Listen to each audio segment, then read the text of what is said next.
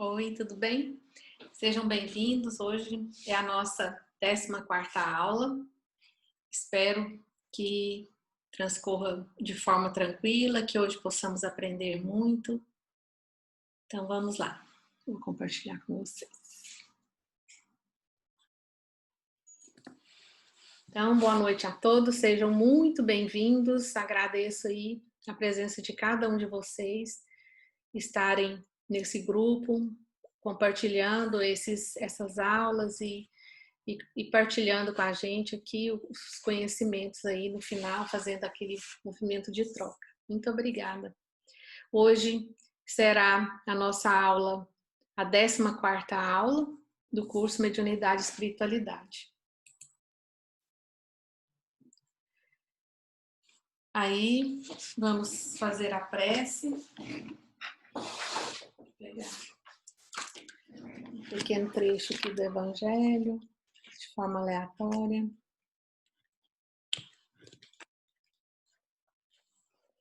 O Espiritismo saiu no capítulo 23, item 17. O Espiritismo vem realizar, na época prevista, as promessas do Cristo.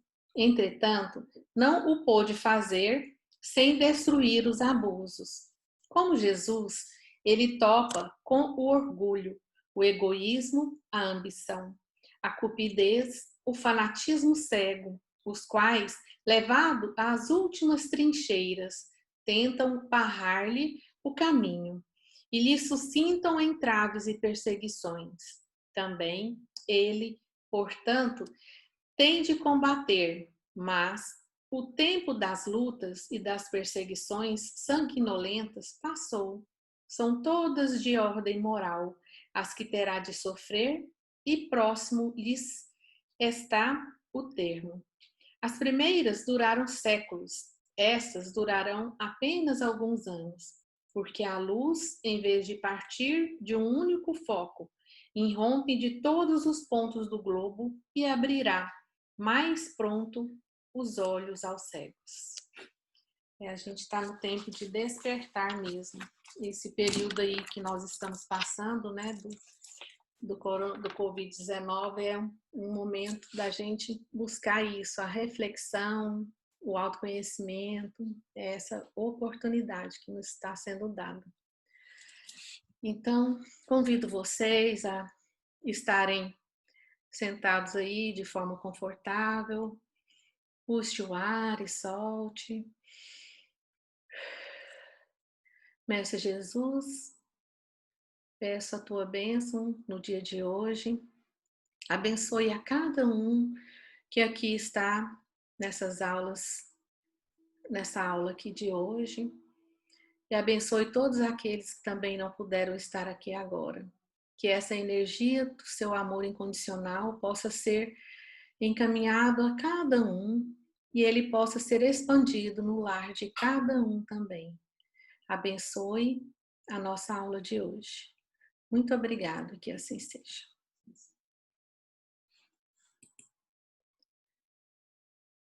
Hoje vamos falar sobre o capítulo 6, Bem-aventurados os que têm puro o coração, da parte do Evangelho segundo o Espiritismo. Vamos falar sobre a simplicidade e pureza de coração, pecado por pensamento, adultério, verdadeira pureza, mãos não lavadas, escândalos. E do livro dos Médiuns, capítulos 2, 3 e 4.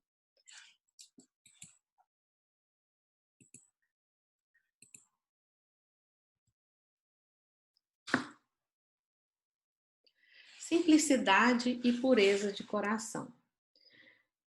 Jesus disse assim, São Mateus: Bem-aventurado os que têm puro o coração, porquanto verão a Deus. São Mateus. A pureza do coração é inseparável da simplicidade e da humildade. Exclui toda a ideia de egoísmo e de orgulho. Por isso é que Jesus toma a infância como emblema dessa pureza, do mesmo modo que a tomou como o da humanidade. pois que o espírito da criança já viveu, porque não se mostra, desde o nascimento, tal qual é? Tudo é sábio nas obras de Deus. A criança necessita de cuidados especiais, que somente a ternura materna lhe pode dispensar. Ternura que se acresce da fraqueza e da ingenuidade da criança. Para uma mãe, seu filho é sempre um anjo, e assim era preciso que fosse, para lhe cativar a solicitude. Ela não houvera podido ter-lhe o mesmo devotamento se, em vez da graça ingênua, deparasse nele, sob os traços infantis, um caráter viril e as ideias de um adulto, e ainda menos se lhe viesse a conhecer o passado. Imaginem só, se nós, ainda nessa fase aqui, tão imaturos, né, e ignorantes que somos, se a gente tivesse o conhecimento desde o nascimento dos nossos filhos, que eles são nossos desafetos de vidas passadas, que foram nossos assassinos ou pessoas que nos destruíram, será que nós seríamos capazes de amá-los e dedicar com amor como fazemos hoje? Sem esse conhecimento? Daí a grande importância do esquecimento do passado. Como diz aí, tudo é sábio nas obras de Deus. Aliás, faz-se necessário que a atividade do princípio inteligente seja proporcionada à fraqueza do corpo, que não poderia resistir a uma atividade muito grande do espírito, como se verifica nos indivíduos grandemente precoces. Essa a razão por que, ao aproximar-se-lhe a encarnação, o espírito entra em perturbação e perde pouco a pouco a consciência de si mesmo, ficando por certo tempo numa espécie de sono, durante o qual todas as suas faculdades permanecem latentes. Observem como a espiritualidade cuida de cada detalhe em cada encarnação que é feita aqui no planeta Terra, para que possamos ter todas as condições necessárias para o nosso adiantamento. Então, pessoal, vamos cuidar dessa encarnação, aproveitar essa oportunidade aí que a gente está aqui hoje nessa Terra e agora nessa fase, né? Aproveitando aí essa oportunidade de nos conhecer. É necessário esse estado de transição para que o espírito tenha um novo ponto de partida e para que esqueça em sua nova existência tudo aquilo que a possa entravar. Sobre ele, no entanto, reage o passado, renasce para a vida maior, mais forte, moral e intelectualmente, sustentado e secundado pela intuição que conserva da experiência adquirida.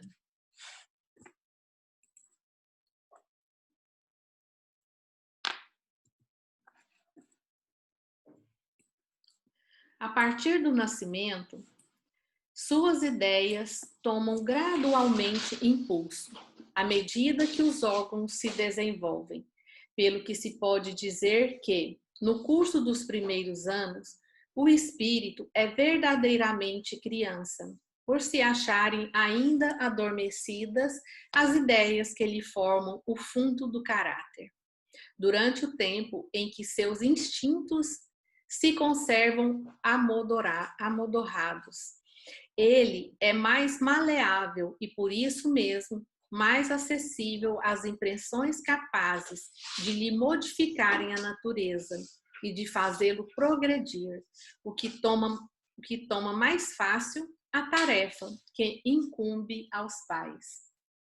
Nós sabemos que as crianças, até os 7 anos de idade, ela está nessa fase de conexão ainda muito com o mundo espiritual. Todas ou maioria das crianças são videntes e por isso e por não saberem distinguir o encarnado do desencarnado, elas conversam, brincam, sorriem. Muitas das vezes a gente encontra nossos filhos brincando, conversando, você pergunta, quem que tá aí? Ele chega a falar o nome da pessoa, né? E isso é natural para eles, porque eles não sabem distinguir e estão muito ligados ainda nesse outro plano. E nessa fase infantil, eu digo que são como folhas em branco, prontas para reescrever sua história. Daí a importância dos pais estarem ensinando todos os valores morais possíveis para o seu adiantamento, levarem evangelizações, fazer com que as crianças participem, para que ela possa, assim que você percebe qualquer movimento negativo na criança, você, né, tenta podar desde pequenininho. E como diz Pitágoras, educai as crianças para não punir os adultos. Assim que observarem qualquer sinal de más tendência, tem que ser podado na raiz, para que depois essa raiz, essa árvore, né, possa dar bons frutos. O espírito, pois,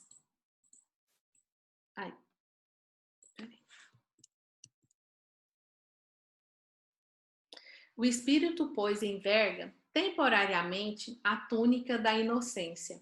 E assim, Jesus está com a verdade, quando, sem embargo da anterioridade da alma, toma a criança por símbolo da pureza e da simplicidade.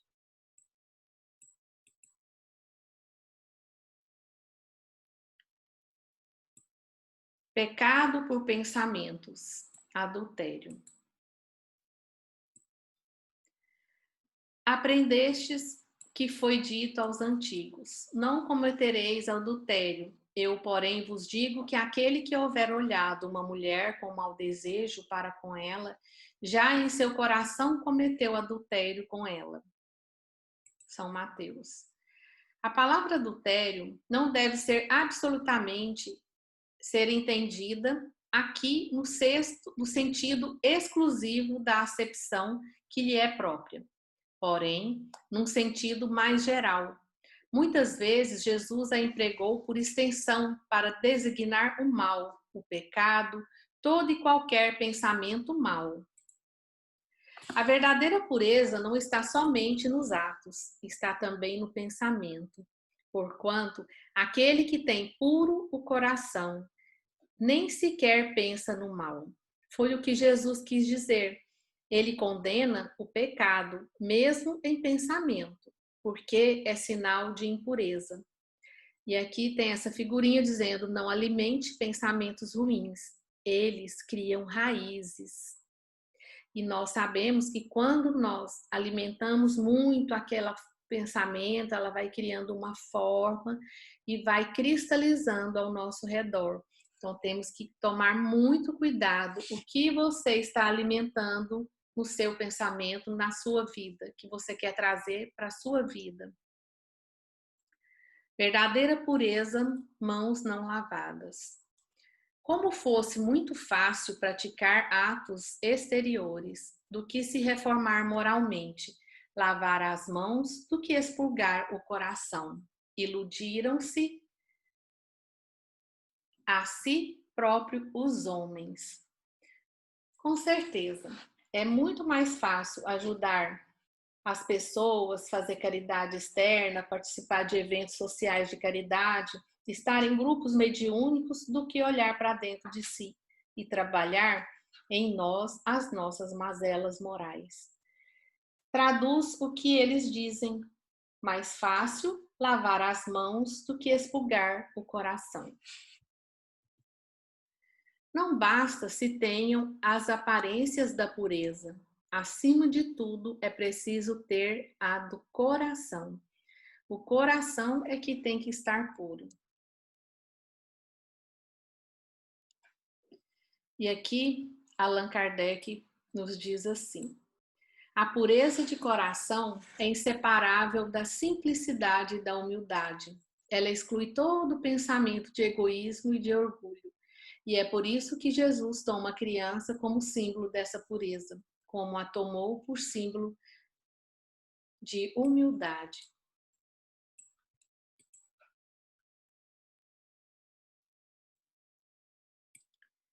Escândalos. Se a vossa mão é motivo de escândalo, cortai-a.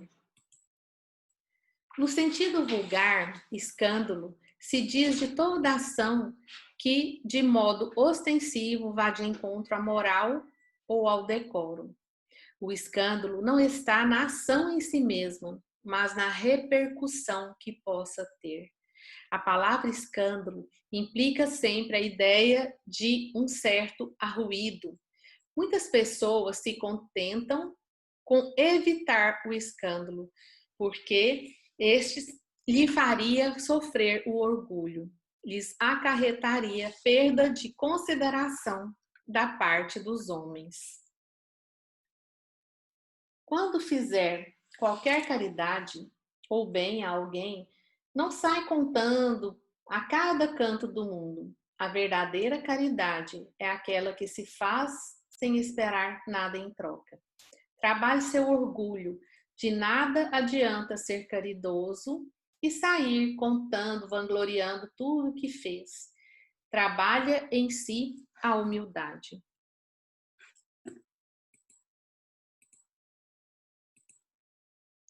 Se a vossa mão é causa de escândalo, cortai-a, que é o que eu acabei de dizer.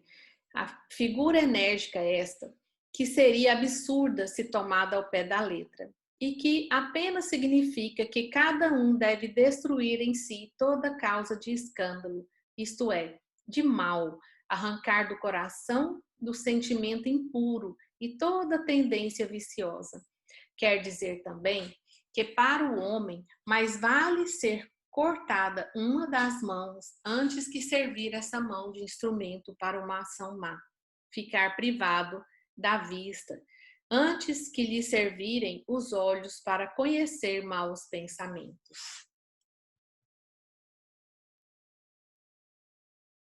Então, aqui a gente encerra a parte do livro do Evangelho segundo o Espiritismo e vamos passar aqui para a parte do livro dos médiuns. Aí, no capítulo 2, ele fala sobre das manifestações físicas das mesas girantes. Dá-se o nome de manifestações físicas às que se traduzem por efeitos sensíveis, tais como ruídos, movimentos e deslocação de corpos sólidos.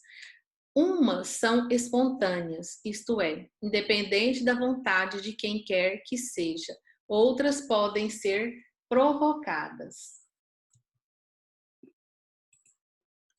Outro fenômeno no que se produz com frequência, de acordo com a natureza do médium, é o das pancadas do próprio tecido da madeira, sem que a mesa faça qualquer movimento. Kardec iniciou o espiritismo de forma bem primária, que foram através dessas manifestações físicas, com as mesas girantes e as pancadas na mesa fazendo o alfabeto e dessa forma se comunicando. Porque naquela época precisava que fosse dessa forma. Eles precisavam chamar a atenção das pessoas para o extraordinário.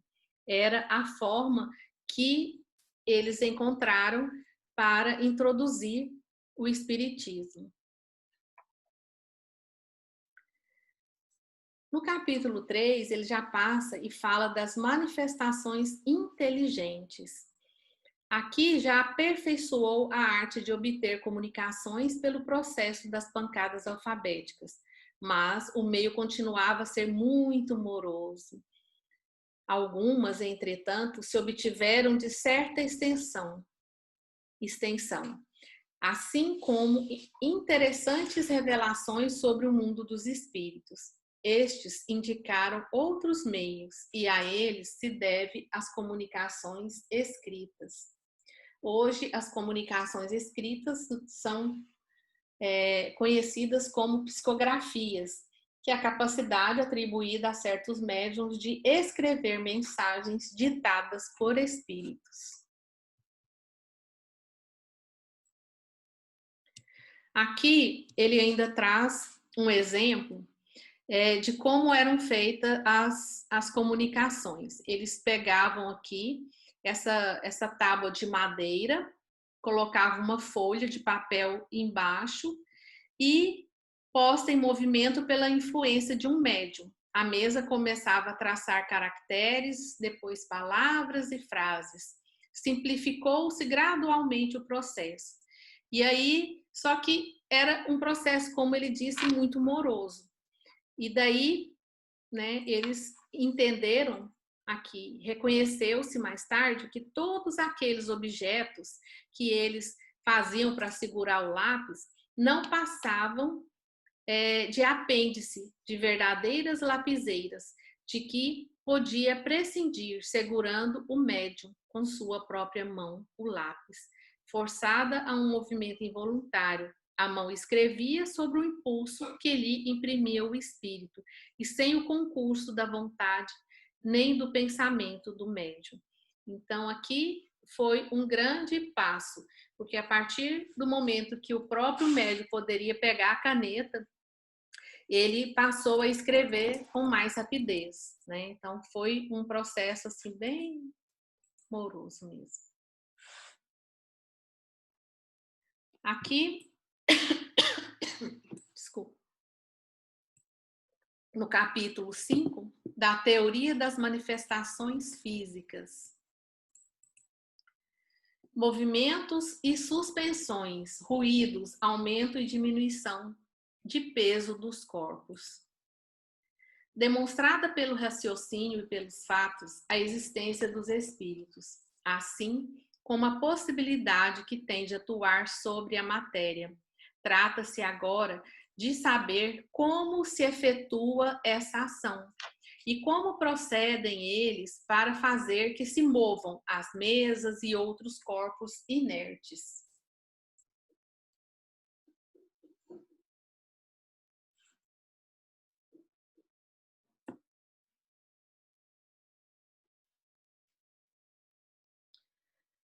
Nós, encarnados, como que acontece, né, essa questão dos corpos inertes? Nós, encarnados, temos uma energia anímica que a espiritualidade utiliza para os tratamentos nos atendimentos mediúnicos.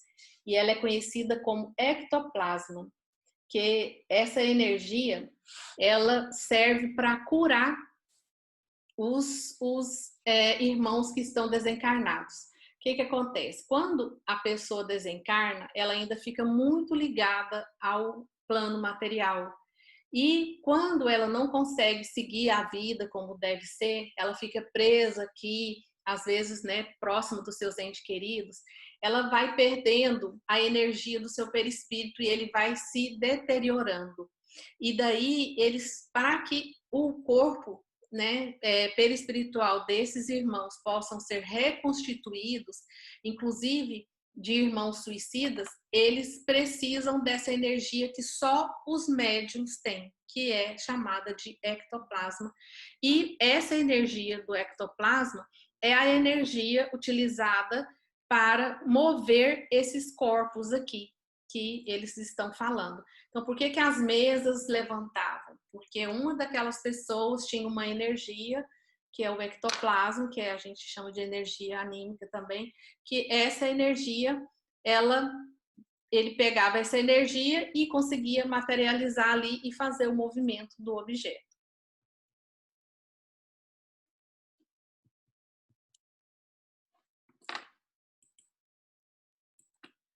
Desde que se tornaram conhecida a natureza dos espíritos, sua forma humana, as propriedades semimateriais do perispírito, a ação mecânica que este pode exercer sobre a matéria, desde que, em casos de aparição, se viram mãos fluídicas e mesmo tangíveis tomar dos objetos e transportá-los.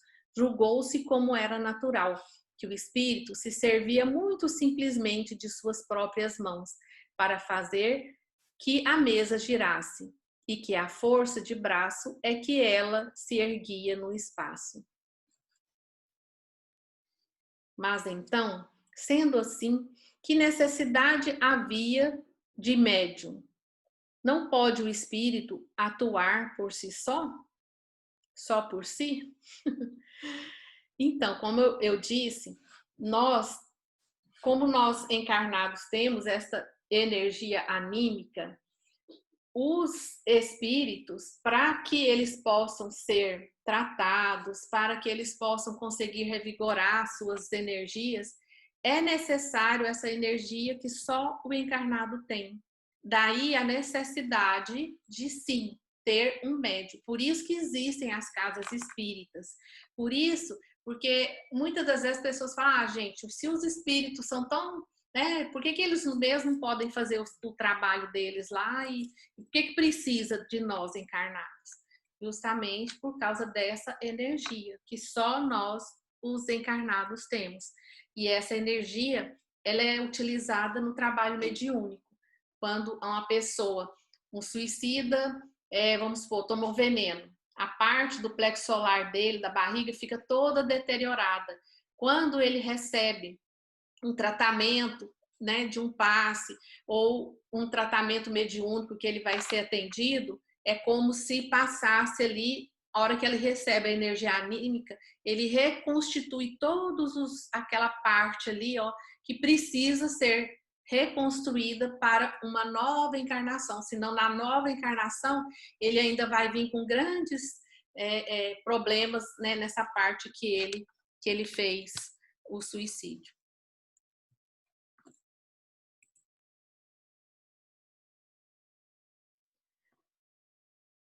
As respostas seguintes nos foram dadas pelos Espíritos São Luís. Muitos outros depois as confirmaram.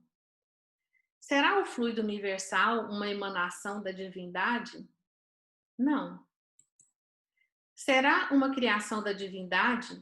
Tudo é criado, exceto Deus. O fluido universal será ao mesmo tempo o elemento universal? Sim, é o princípio elementar de todas as coisas. Alguma relação tem ele com o fluido elétrico, cujos efeitos conhecemos? Sim, é o seu elemento. Fluido cósmico universal.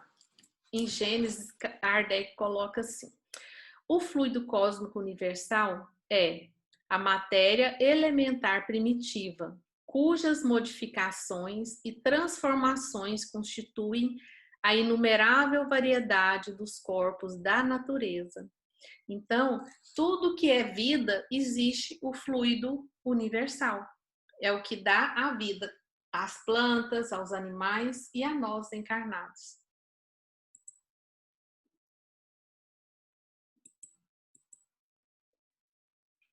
Aqui, continuando as perguntas. Como pode um espírito produzir o movimento de um corpo sólido, combinando uma parte do fluido universal com o fluido próprio àquele efeito que o médium emite, que é o ectoplasma?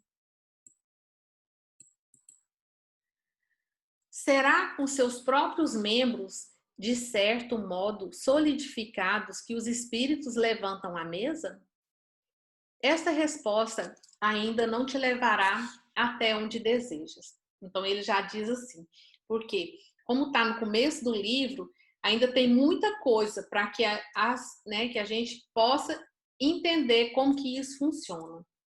Quando que por movimento uma massa por demais pesada para suas forças chama em seu auxílio outros espíritos, cujas condições sejam idênticas às suas, em virtude da sua natureza etérea, o espírito propriamente dito não pode atuar sobre a matéria grosseira, sem intermediário, que é o médium, isto é, sem o elemento que o liga à matéria.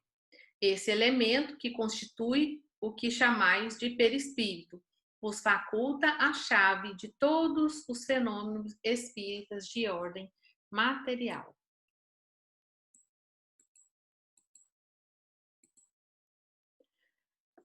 Ainda continuando, os espíritos que aquele que deseja mover um objeto chama em seu auxílio, são-lhe inferiores? Estão-lhe sob as ordens? São-lhe iguais, quase sempre, muitas vezes acodem espontaneamente. São aptos todos os espíritos a produzir fenômenos desse gênero?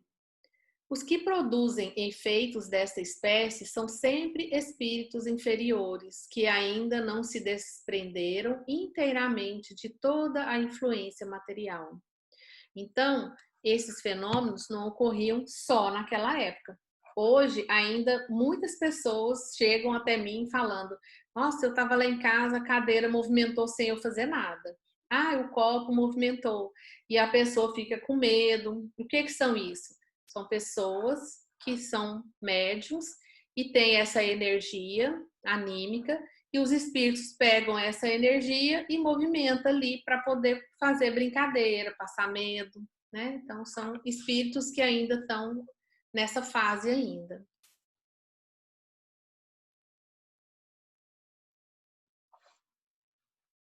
E agora, nós finalizamos essa parte, e só para fechar o nosso conteúdo, eu vou contar aqui uma lenda pequenininha, que diz assim: certo dia, um samurai, que era um guerreiro muito orgulhoso, veio ver um mestre.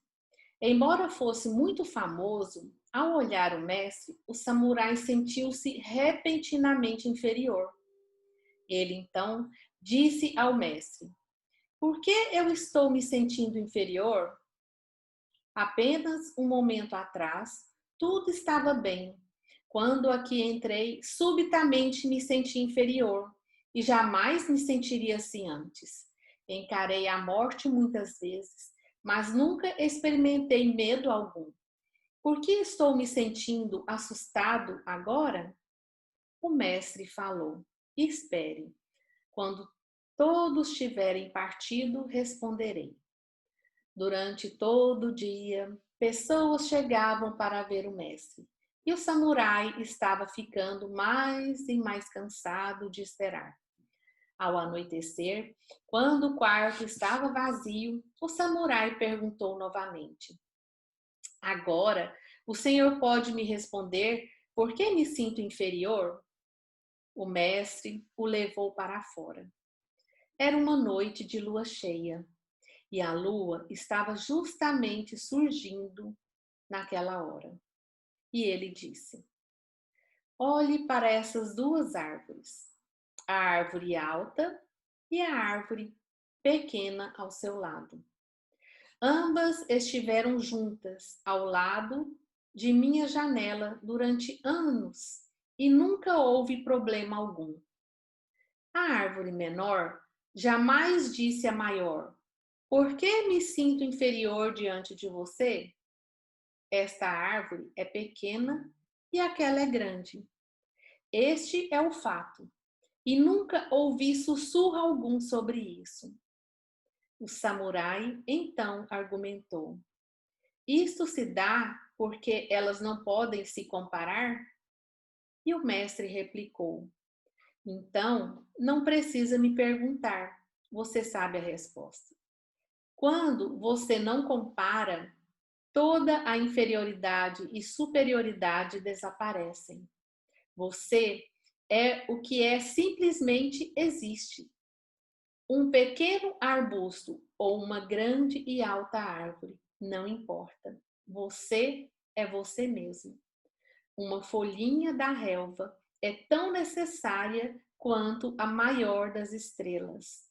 O canto de um pássaro é tão necessário quanto qualquer Buda, pois o mundo será menos rico se este canto desaparecer. Simplesmente olhe à sua volta. Tudo é necessário e tudo se encaixa. É uma única orgânica. Ninguém é mais alto ou mais baixo. Ninguém é superior ou inferior. Cada um é incomparavelmente único. Você é necessário e basta. Na natureza, tamanho não é diferença. Tudo é expressão igual de vida. A perfeição está em ti. Semeia com amor. Muito obrigada. Era isso que eu tinha para compartilhar com vocês hoje. Boa noite, pessoal. Para quem, quando eu comecei a aula, não estava aqui ainda. A gente ficou atrasado? Eu nem vejo. Se foi você, você se denunciou. Eu não fui. Ai, ai. Boa noite, então. Boa noite.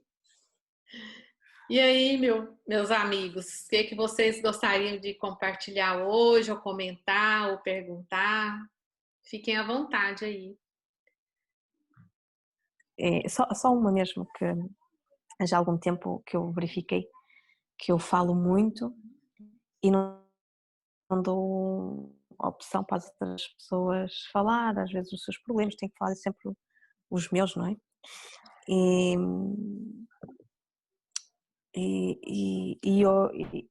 Pronto, estes últimos dias, quando eu tenho escutado as histórias das outras pessoas, sabes? Não me parece que a minha vida seja assim, que tenha sido, não é? Já não penso dessa forma, mas quando pensava que tive assim uma vida difícil, como toda a gente tem, acho que deixei um bocadinho de lado a vitimização e achei muito engraçado quando falas da experiência das crianças de 7 anos, não é? Que são, que são videntes e que não sabem distinguir as coisas, então ou eu ter chegado a esta observação de eu não deixar os outros se exprimir, lembrei-me que quando eu era pequenina que via coisas e comentava com os amigos e naquela altura eu deixava eles falar, sabes, ouvia, e não sei qual chegou ao meu momento de que eu deixei de escutar os outros. Eu acho que foi quando pronto, quando a minha mente começou a ter o pecado pelo pensamento. Eu queria chegar cheguei a essa conclusão nesta aula, e é porque eu tenho que trabalhar muito o orgulho, e é engraçado como as aulas, é como se fosse assim, sabes, quando tira a película de uma coisa que nos deixa, é como tirar a cortina.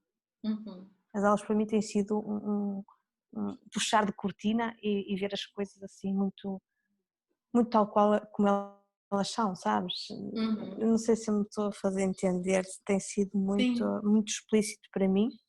Ainda há bocadinho estava a fazer o culto e e estava a ler, não é? E fui parar a uma oração, porque comecei a ver as orações do livro do Espiritismo, e bate tudo assim, parece que é só estalos. Estalos. Quando eu penso tipo assim, já estou mais assim, já cresci, já começo a amadurecer, eu ainda nem cheguei ao princípio. Mas você está no processo, você está se permitindo, isso aí é que é importante, né? Mas é duro porque ter que mudar, ter que se reinventar, refazer e reinventar, não é fácil. tem sido, é difícil. Eu tenho que esvaziar tudo aquilo que tenho, mesmo com os meus filhos e tudo, estou a ter assim, parece que dei tudo assim ao mesmo tempo, ter tudo, porque como tu dizes, não há vitimismo, não é? E depois vejo tipo, pecado por pensamento, a trabalhar o orgulho, o escândalo, pode haver escândalo de diversas maneiras. Depois, pensar quando eu era criança, pronto, uma pessoa é pura, não é? E depois deixar a pureza para começar a ter o pensamento e que vai corrigindo aos pecados, não é? Uhum. Tipo, ai, acordei agora, só agora, estás a ver?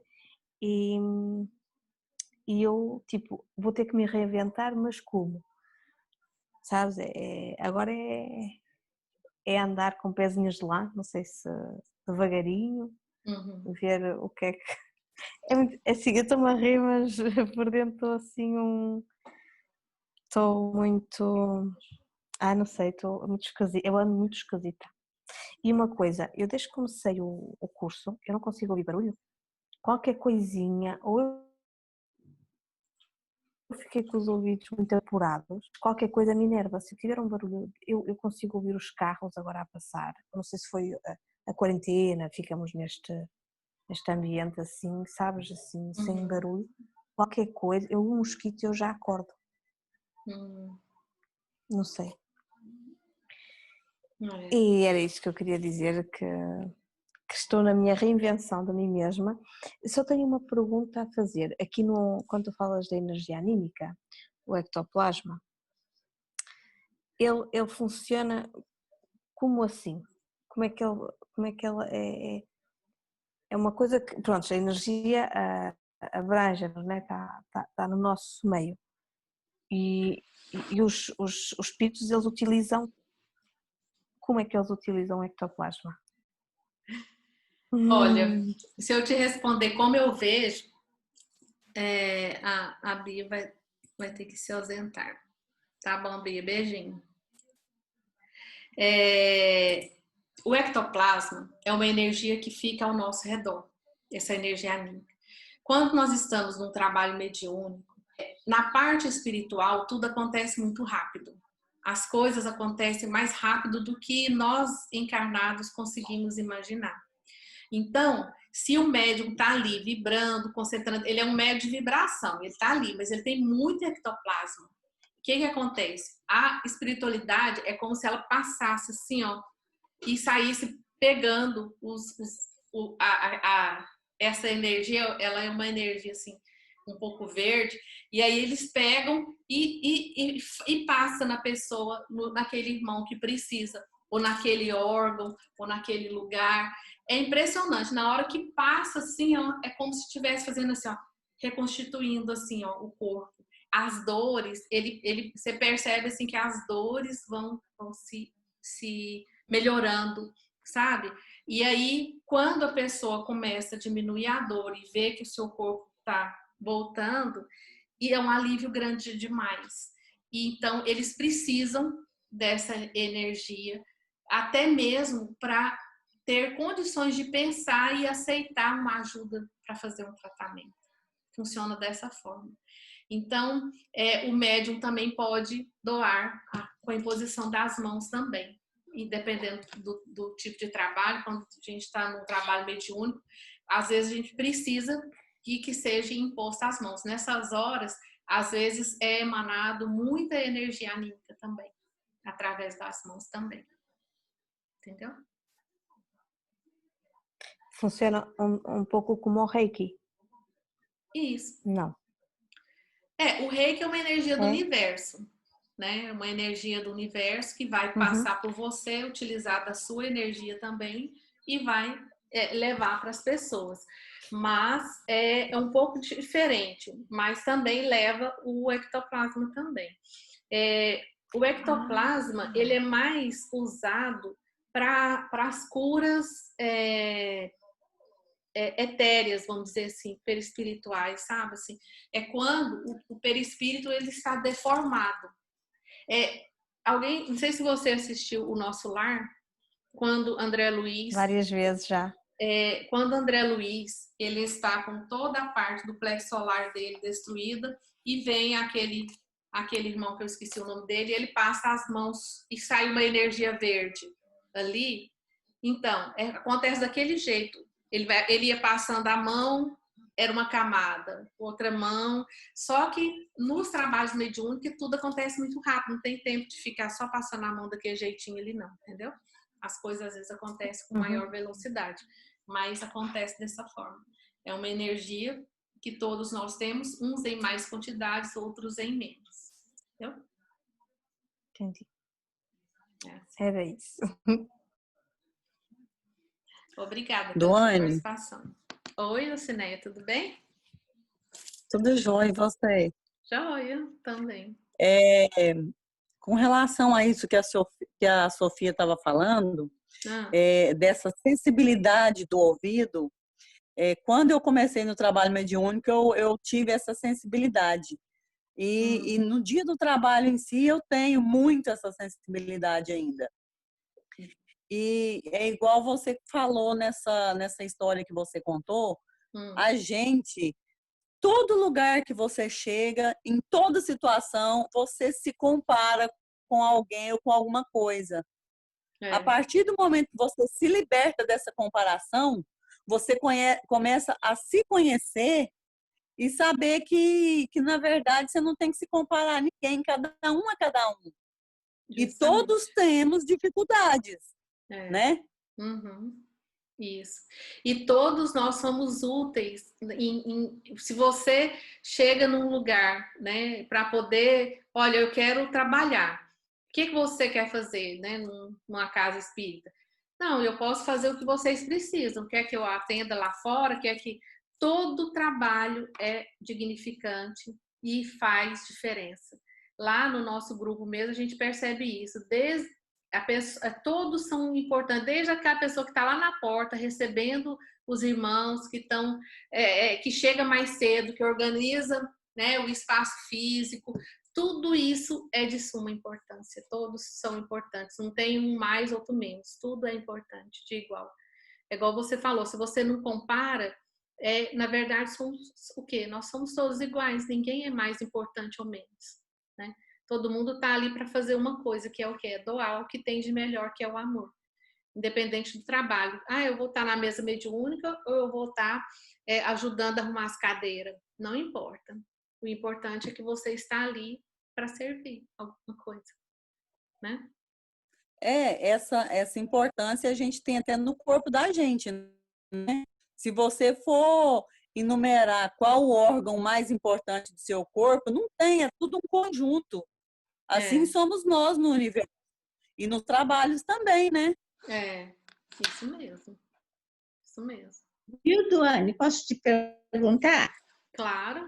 Tudo bem, tia? Viu? Assim, eu tenho, assim, épocas, muitos pensamentos repetitivos, sabe? Pode ser influência ou não? São meus, assim, que de repente vêm. Então. Aí é difícil a gente... a questão assim, no Evangelho mesmo, no Livro dos Espíritos, na questão lá, acho que 459, lá fala assim, que pergunta se nós somos influenciados pelos Espíritos. E eles respondem, muito mais do que vocês imaginam, né? Nós somos controlados por eles. Então, o que vai diferenciar esses pensamentos repetitivos é você tentar parar, respirar e pensar. Não ficar alimentando. Eu estou pensando mais uma vez aquilo. Então, você tem que dar um tempo para você mesmo.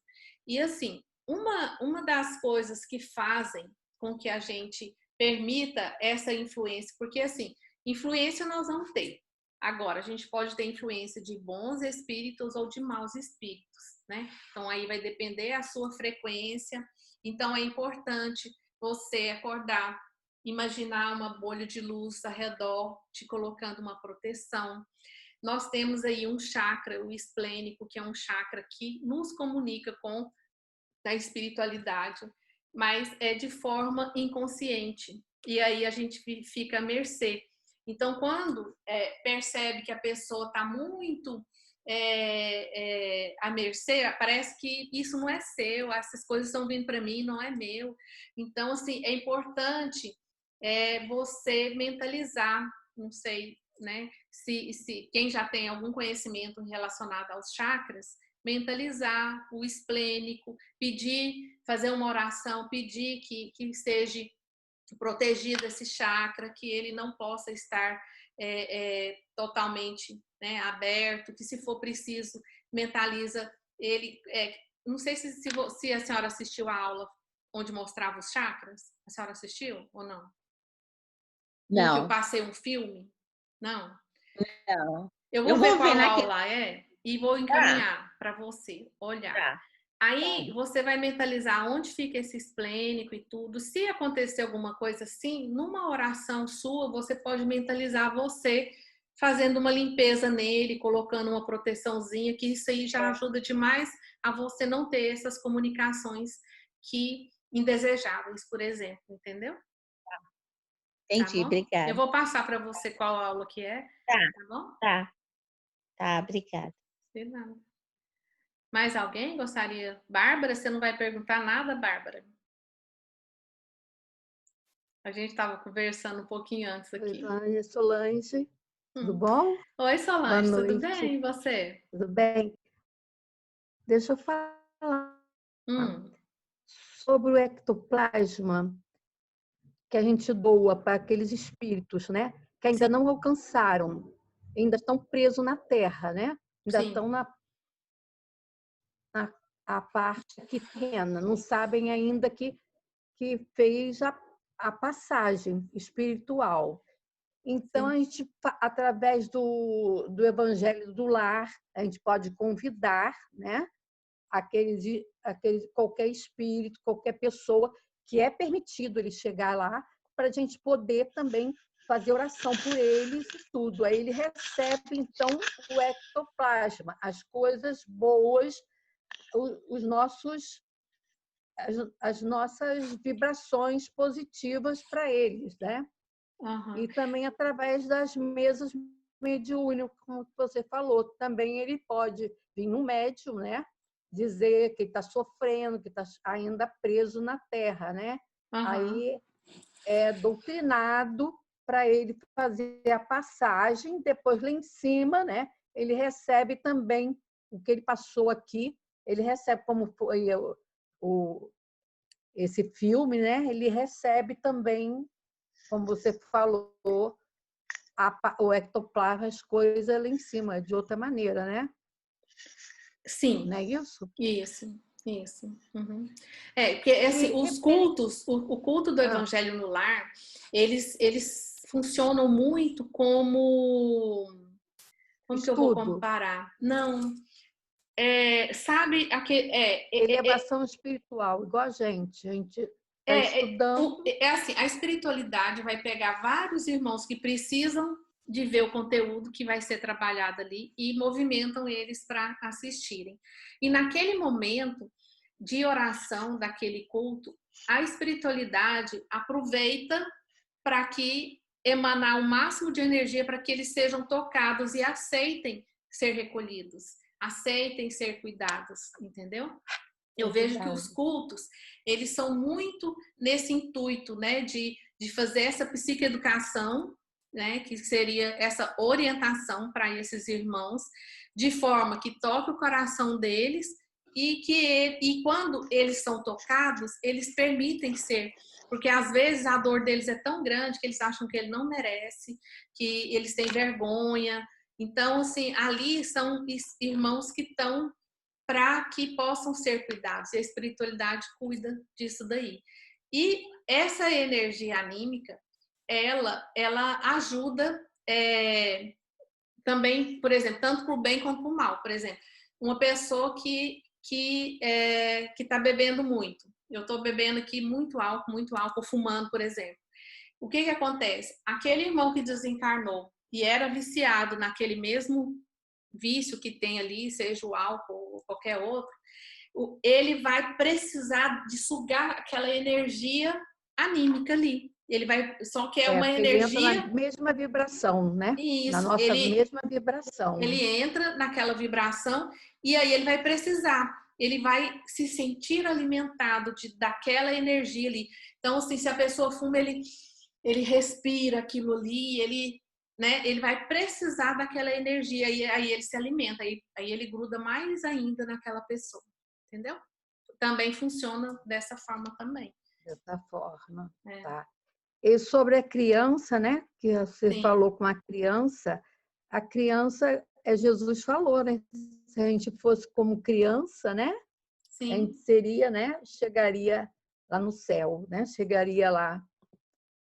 Agora, Isso. a criança, para formar, quando eu estudei, né? No meu tempo, eles diziam que a criança formava personalidade até uns 7 anos, né? Isso. Depois ela começava a ter personalidade, ter atitudes, né? Já conhecer. Eu não sei se hoje, com o avanço tecnológico, a gente já pode mudar até... Tem umas que ficam até 12 anos, bobas, né? Brincando de boneca, né? Não sai daquilo ali, não vai, nem olha para um garoto, não tem maldade. Outra criança já com 5 anos, 6 anos, já tem maldade. Já fica no computador, já quer passar batom, já quer pintar unha, né? Então, acho que depende muito agora, mudou muito, né? Mudou. Da ONU. Mas assim, muito, né? geralmente Essa até os faixa 7 etária. Até os 7 anos é a fase que a forma organizacional do espírito está preparado para receber essas novas impressões, né?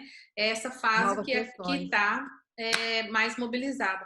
Agora, se elas vão ser boas ou ruins, se uma criança, desde pequenininha, é alimentada a sexualidade, a sensualidade, muito mais cedo ela vai despertar para isso, né? Que hoje as mídias vêm trabalhando para isso. Né? Pois então, os tem pais muita hoje têm grandes agora, né? novos desafios aí, porque não é fácil você ir contra né, todas essas mídias aí também, né? Obrigada, Solange. Tá, obrigada, tá, Dói? Tá, boa noite. Obrigada. Boa noite. Mais alguém gostaria de falar?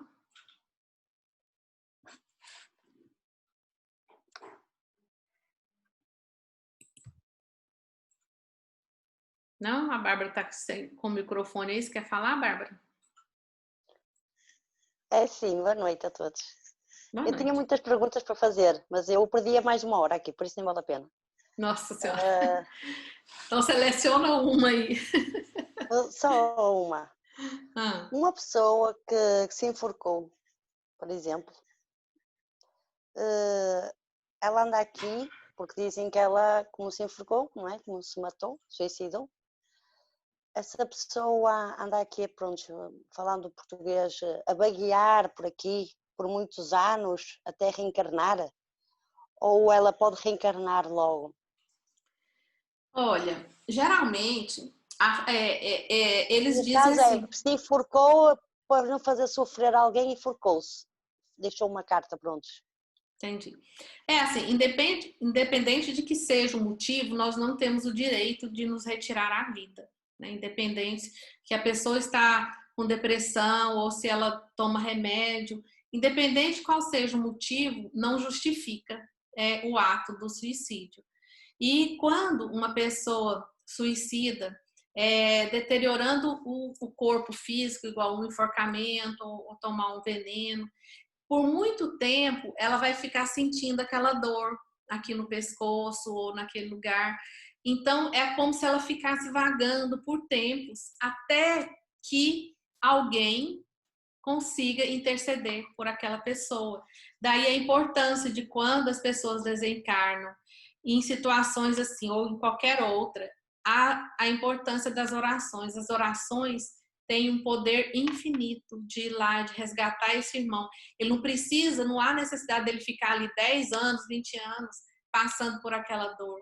Se tiver alguém que possa interceder, a espiritualidade, porque às vezes a dor dele é tão forte, tão grande, ele não consegue enxergar uma ajuda. Não sei se vocês viram lá no nosso lar, eles andavam lá para poder recolher o pessoal lá no umbral, mas não eram todos que estavam ali, que poderiam, que enxergavam eles e queriam ir. Estava sofrendo muito, mas não conseguia ir, entendeu? Porque a dor e a vergonha é muito grande. Então, quando uma pessoa acontece isso, Geralmente, para ela ter condições de reencarnar novamente, ela tem que ser acolhida, tratada, orientada, preparada, para aí sim conseguir uma nova reencarnação. Não tem como uma pessoa sair do umbral e pluf, entrar aqui. Porque existe todo um processo de preparação, porque o intuito de uma reencarnação é fazer com que a pessoa tenha oportunidade de evoluir.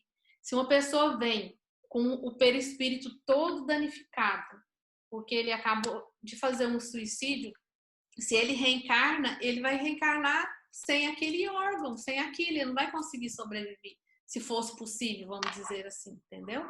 Então, é por isso que é necessário que primeiro refaça, né, tente orientar aquela pessoa para que ela possa realmente aproveitar, porque a quantidade de pessoas que querem reencarnar é muito maior do que existe as oportunidades hoje. Quantas pessoas deixaram de ter filhos? Ou se quando tem um filho, 2 filhos e pronto. Quantas famílias hoje é a nossa realidade? Antigamente, quantas, né, pessoas tinham filho? Então, daí você tem uma ideia da quantidade de oportunidades que tem, entendeu? Então, para que possa ser uma reencarnação que a pessoa realmente tenha condições de fazer algo, primeiro ela é tratada, orientada, para que ela possa ter essa chance, essa condição de realmente estar aqui e dar conta do recado. Ok? Só por último, pode ser? Sim. Essa mesma pessoa ou outra pessoa qualquer pode nunca mais reencarnar, simplesmente? Ou tem que reencarnar obrigatoriamente sempre? Assim, não é que seja obrigatório. A reencarnação, quando fala assim que ela é obrigatória, fica parecendo que ela é uma coisa ruim. Na verdade, ela é uma oportunidade, né? Nós estamos aqui na oportunidade de resgatar coisas que nós tivemos com as pessoas e numa forma da gente melhorar. Eles dizem que quando a pessoa desencarna, que eles conseguem perceber a importância que é, porque quando as pessoas estão desencarnadas lá, eles não têm essa mesma sensação de ter esse sentimento de raiva, é diferente. Então, a oportunidade, enquanto a gente está com esse corpo pesado aqui, eles falam que a bênção é muito grande mesmo, entendeu? Obrigada. Mais alguém gostaria de falar alguma coisa? Eu vou encerrar então agora.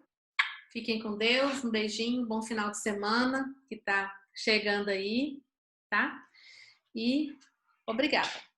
Fiquem com Deus.